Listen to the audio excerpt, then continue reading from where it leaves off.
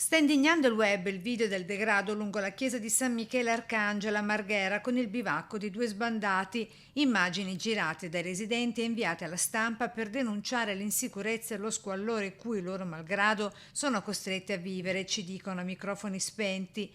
Oggi il bivacco è stato spostato dal portone agli scalini opposti, ma sempre lungo il sagrato della chiesa. Una valigia, scarpe da ginnastica, sigarette, lenzuola, un materasso arrotolato. Chi sono queste persone? Sono un ragazzo, Luca, un ragazzo giovane, ha 33 anni, viene dalla Riviera del Brenta. Con il 33enne veneziano anche una donna di nazionalità bulgara, rovinata dagli eccessi dell'alcol. Una casa ce l'ha, dice, ma vuole stare qui a 2 passi dal bordostrada, lungo via Fratelli Bandiera, dove attende i suoi clienti. 2 vite diverse, accomunate dai tormenti di eccessi e derive, scivolate negli abissi della prostituzione e dell'eroina, come ci racconta Luca, uno dei 2 senza tetto, occhi color del cielo che sembrano chiamare redenzione. Vedo dalle tue gambe che hai delle lesioni. Come... Sì, sono delle ulcere. Devi farti curare. Ah sì, sì.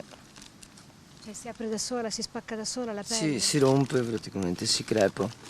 È tanto che vivi in strada? No, non molto. Ti sei trovato per scelta o per necessità o comunque una cosa è andata... Meno scelta.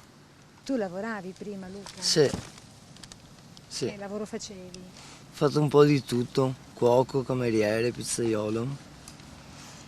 E poi cosa è successo?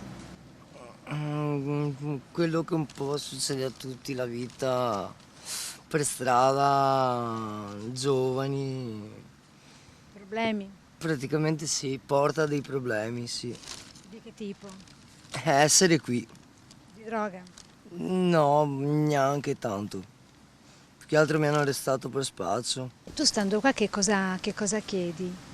Come possiamo esserti d'aiuto adesso? Niente, guarda, adesso vado avanti perché devo trovarmi con un ragazzo che dovrebbe arrivare a momenti. E il ragazzo, come lo chiama lui, arriva e questo Marco Antonio di 23 anni del Gambia si scambia la mano con un altro suo connazionale africano, sembra si siano passati qualcosa, parliamo un po' anche con lui, ci dice di essere arrivato qui per un master universitario.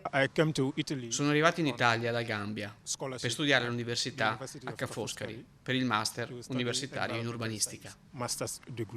Ce ne stiamo andando quando la luce di speranza per Luca si spegne negli istanti in cui si sta alzando la maglietta, si sta facendo un buco in pancia, è l'ora di pranzo, per lui una dose, per noi un bel pugno nello stomaco.